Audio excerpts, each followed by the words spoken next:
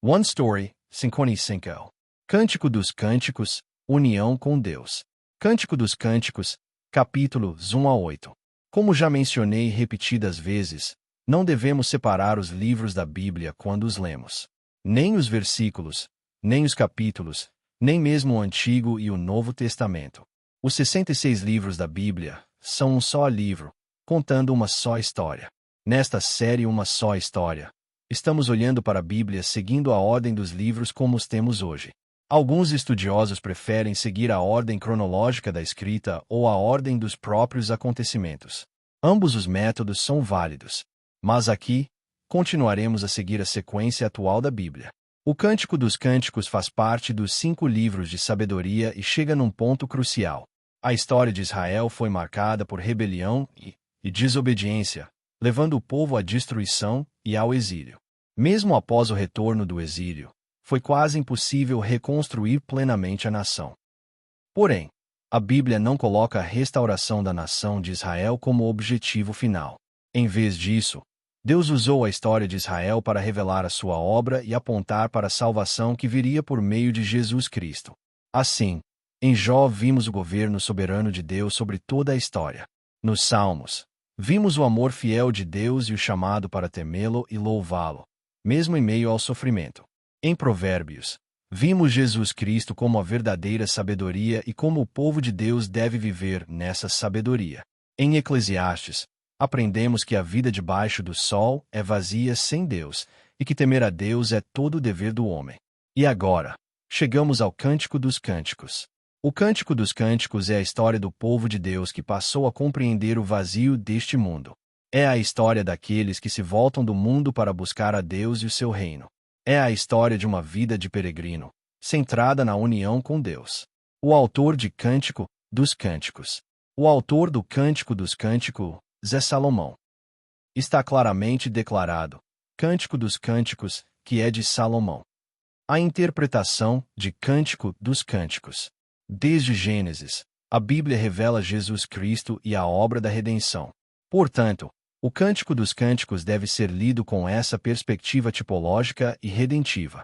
Se o lermos apenas de forma literal, pode parecer inadequado para a Bíblia, por causa de sua linguagem poética e às vezes sensual. Mas se o lermos apenas de forma simbólica, podemos perder a mensagem que Deus quer transmitir. No Cântico dos Cânticos, Salomão representa Jesus Cristo, e a mulher sulamita representa o povo de Deus, aqueles que se tornaram a noiva de Cristo. Assim, este livro revela o amor entre Cristo e o seu povo, a Igreja. Ele mostra o profundo amor de Deus por pecadores que se tornaram seus. A estrutura de Cântico dos Cânticos. O Cântico dos Cânticos começa com o amor entre a noiva e o noivo aqui na terra. Passa então a riqueza da festa de casamento, as bodas do Cordeiro. E continua descrevendo a união amadurecida entre o povo de Deus, agora a noiva, e Jesus Cristo. O propósito de Cântico dos Cânticos. Depois de Cântico dos Cânticos, começam os livros proféticos, com Isaías. Ali, Deus vai expressar o seu coração de outra forma, por meio de repreensão e disciplina. O tom será muito diferente do de Cântico dos Cânticos. Mas antes disso, por meio do Cântico dos Cânticos, Deus mostra que toda disciplina futura não será porque odeia o seu povo. Pelo contrário, será por causa desse amor que ele expressa aqui. Assim, por meio do Cântico dos Cânticos, passamos a ver o amor inabalável de Deus pelo seu povo. Um amor tão grande que o próprio Deus veio a esta terra como Jesus Cristo para morrer pelos pecadores. Não importa qual repreensão ou disciplina enfrentemos, podemos nos apegar ao coração de Deus revelado aqui, pois Deus é o próprio amor. A mulher sulamita. Como já mencionei, sulamita é o feminino de Salomão. Ela representa o povo de Deus, criado à imagem de Deus. No Antigo Testamento, Israel é frequentemente retratado como a noiva de Deus. No Novo Testamento, a Igreja é retratada como a noiva de Cristo. Mas no Cântico dos Cânticos, a mulher sulamita não parece ser alguém digna do amor do rei. Como as tendas de Kedar. Ela diz, eu sou morena, mas formosa, ó filhas de Jerusalém, como as tendas de Kedar, como as cortinas de Salomão. Não olhem para mim por eu estar morena, porque o sol me queimou. Os filhos de minha mãe se indignaram contra mim. Puseram-me por guarda das vinhas, mas a minha própria vinha não guardei. Provavelmente, as filhas de Jerusalém eram mulheres de pele clara e formosa. Em contraste, a Sulamita diz que é morena como as tendas de Quedar, tendas rústicas e escuras, feitas de peles de animais, usadas pelos descendentes nômades de Quedar, filho de Ismael. Sua pele não era morena por causa de beleza natural, mas porque foi forçada a trabalhar sob o sol, negligenciada e sem amor por parte de seus irmãos. Ela teve que cuidar das vinhas dele e não pôde cuidar da própria aparência, como as cortinas de Salomão. Embora haja diferentes interpretações, as cortinas de Salomão provavelmente eram de linho fino e luxuoso, usado no exterior do templo. A Sulamita diz às filhas de Jerusalém: ainda que eu pareça por fora como as tendas escuras de Quedar, em essência sou como as belas cortinas de Salomão. Em outras palavras, embora exteriormente eu não impressione, sou preciosa e bela aos olhos do rei. Salomão, uma figura do amor de Jesus Cristo pelo seu povo. O amor de Salomão pela Sulamita. O amor de Salomão pela mulher Sulamita é abrangente, completo. Ele descreve o cabelo dela como um rebanho de cabras descendo do monte Gileade. Seus olhos são como pombas, seu hálito é como a fragrância das maçãs, seus lábios são como um fio de escarlate, e sua boca é agradável, como o melhor vinho. Seus dentes são como ovelhas recém-tosquiadas, subindo do lavadouro, cada uma com gêmeo, e nenhuma sem crias. Suas faces são como metades de romã. Seu pescoço é como a torre de Davi, construída para arsenal, onde pendem 1000 escudos, todos eles escudos de guerreiros. Sua voz é doce, seu rosto é formoso, seus seios são como filhotes gêmeos de corça entre os lírios e cachos de frutos, e sua estatura é como uma palmeira. Aos olhos de Salomão, ela é totalmente bela, sem defeito algum. Mas a mulher sulamita não era realmente perfeita ou sem falhas. Isto é o que chamamos de a graça que cobre, a graça de Deus que vemos repetidamente ao longo das Escrituras. Deus sempre cobriu os pecadores com o seu amor. Ele cobriu Adão e Eva com túnicas de pele. Ele cobriu Noé e sua família com a arca. Ele cobriu as gerações depois de Noé com o arco-íris. Ele cobriu os israelitas no deserto com uma nuvem. Ele cobriu a arca da aliança no Santo dos Santos com o propiciatório. Ele cobriu Ruth, uma viúva estrangeira de Moabe que seguiu sua sogra viúva, com o manto de Boaz, um prenúncio de Cristo. E, finalmente, a cruz de Jesus Cristo cobre todos os pecados do povo de Deus com o seu sangue e lhes dá o direito de serem chamados filhos de Deus. Por meio de cânticos, somos convidados a perceber a profundidade do amor de Deus por nós. A confiança da Sulamita. A mulher sulamita não tinha condições externas favoráveis. Sua pele era escura, e ela não era considerada bela. Ela se refere aos seus irmãos como os filhos de minha mãe, e como seu pai nunca é mencionado, é possível que ele tivesse falecido, ou talvez sua mãe não fosse sua mãe biológica. Por isso, permitisse que os irmãos a maltratassem. Alguns sugerem que sua mãe fosse idosa e fraca, e que os irmãos opressores fossem primos. O que importa é isto: a mulher sulamita não tinha ninguém que verdadeiramente a amasse como um pai ou um irmão amária. E, no entanto, ela era confiante. Ela tinha dignidade, porque havia recebido o profundo amor do rei. Salomão diz: minha irmã, noiva minha, você roubou o meu coração com um só dos seus olhares, com uma só joia do seu colar. A nova versão internacional em coreano expressa assim: minha irmã, noiva minha, hoje perdi meu coração por você. Com apenas um olhar, com um só olhar para o seu colar, perdi meu coração por você. E ainda, 60 são as rainhas, 80 as concubinas, e as virgens, sem número. Mas a minha pomba, minha imaculada, é única, a filha única de sua mãe, a preferida daquela que a deu à luz. As jovens a veem e a chamam de feliz, rainhas e concubina, a elogiam.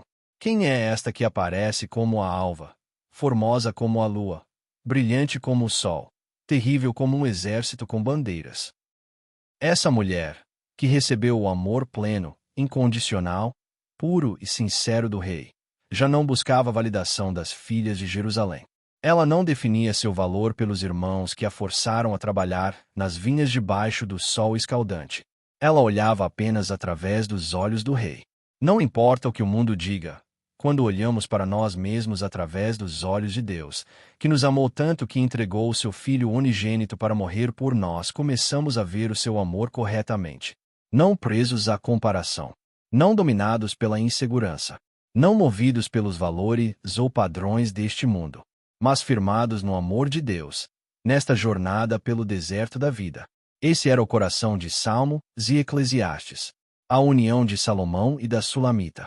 O amor entre Salomão e a mulher sulamita é descrito em linguagem profundamente íntima em Cânticos. Mas não devemos ficar presos apenas às palavras. O que precisamos ver é o amor transbordante de Deus pelos pecadores. Antes do casamento, a sulamita diz: "O meu amado é meu, e eu sou dele." Em linguagem atual, ele é meu, e eu sou dele. Depois do casamento, ela declara: "Eu sou do meu amado, e o meu amado é meu." Isso expressa um nível mais profundo de união. Eu pertenço a ele, e ele pertence a mim. E mais tarde, ela proclama: "Eu sou do meu amado, e o desejo dele é por mim." Esta é a expressão plena da união. Eu sou dele, e aquele a quem ele deseja, sou eu. Essa união se reflete nas próprias palavras de aliança de Deus para o seu povo. Vocês são o meu povo, eu sou o seu Deus, e na terra de Canaã. Mesmo depois de entrar em Canaã, Deus diz: "Vocês são o meu povo." Por meio dos profetas, ele repete: "Eu sou o seu Deus, e vocês são o meu povo." Essa linguagem de aliança continua até o Novo Testamento. Vocês são o meu povo. Deus declara isso no deserto, através dos profetas, e na nova aliança. Este é o amor de Deus pelos pecadores. E esse amor se cumpre na união com Cristo. O amor de Deus. Esta é a história de amor de Deus.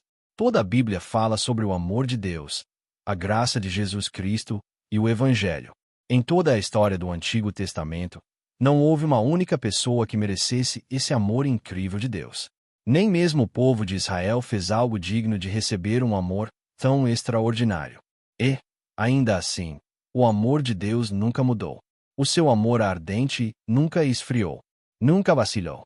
Por isso, mais tarde, nos livros proféticos, em Oséias, um dos livros que vem depois de Cânticos, Deus diz isso sobre o seu povo: "Como posso desistir de você, Efraim?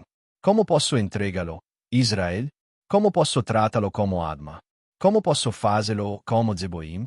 Meu coração está comovido dentro de mim. Toda a minha compaixão se acende."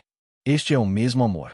Assim como o amor absoluto e incondicional que o rei Salomão derramou sobre a Sulamita, este é o amor de Deus, que entregou seu único filho por nós. É o amor de Deus que se sacrificou completamente, entregando sua própria vida. É um amor tão grande que nada pode nos separar dele. Um amor que nos alcançou até hoje por meio de Jesus Cristo. Quando lemos o Cântico dos Cânticos e vemos o amor que o rei Salomão tinha pela Sulamita, devemos enxergar nele o amor de Deus, o mesmo amor que nos cobriu, nós pecadores, como fez com a mulher apanhada em adultério, com a mulher que sofria de hemorragia havia 12 anos, ou com o paralítico que foi levado por 4 amigos e descido pelo telhado para encontrar Jesus. As raposinhas que estragam a vinha. O Cântico dos Cânticos diz: "Apanhai para nós as raposinhas que estragam as vinhas, porque as nossas vinhas estão em flor." Aqueles que compreenderam esse amor de Deus, que agora andam com Deus e vivem como povo de Deus em seu reino, precisam permanecer despertos e atentos. Vigiai, pois, porque não sabeis o dia nem a hora. Vigiai e orai para que não entreis em tentação. Sede sobrios e vigilantes. O diabo, o vosso inimigo, anda em derredor como leão que ruge, procurando a quem possa devorar. Precisamos estar despertos. Só quando estamos despertos podemos apanhar as raposinhas, aquelas que vêm silenciosa e sorrateiramente para destruir a vinha onde o rei Salomão e a Sulamita compartilham seu amor. Somente quando permanecemos atentos podemos continuar a caminhar nesta vida de graça, andando com Deus. Vem depressa. O Cântico dos Cânticos termina assim: "Tu, que habitas nos jardins, com os amigos atentos à tua voz, deixa-me ouvir. Foge depressa, amado meu, e faze-te semelhante ao gamo ou ao filho da gazela sobre os montes dos aromas. Em outras traduções, o versículo 13 é a voz do rei Salomão, e o versículo 14 é a resposta da Sulamita. Salomão diz: Tu, que habitas nos jardins, com os companheiros atentos à tua voz, deixa-me ouvir. E a Sulamita responde: Foge depressa, amado meu, e faze-te semelhante ao gamo ou ao filho da gazela sobre os montes dos aromas. Este é o coração da noiva que espera o retorno do seu amado. É o coração da igreja que anseia pela vinda de Jesus. É o coração daqueles que aguardam com expectativa o perfeito e eterno reino dos céus. Aquele que dá testemunho destas coisas diz: Sim, venho em breve. Amém. Vem, Senhor Jesus. A graça do Senhor Jesus seja com todos. Amém. A história de amor de Deus. Agora, depois que a história de Israel passou, e depois que Deus usou a vida deles para mostrar a vaidade deste mundo, antes de entrar nos livros proféticos para declarar juízo, através de cânticos, Deus revela mais uma vez o seu amor imutável. Esta é a história de amor de Deus. A história do seu zelo continua.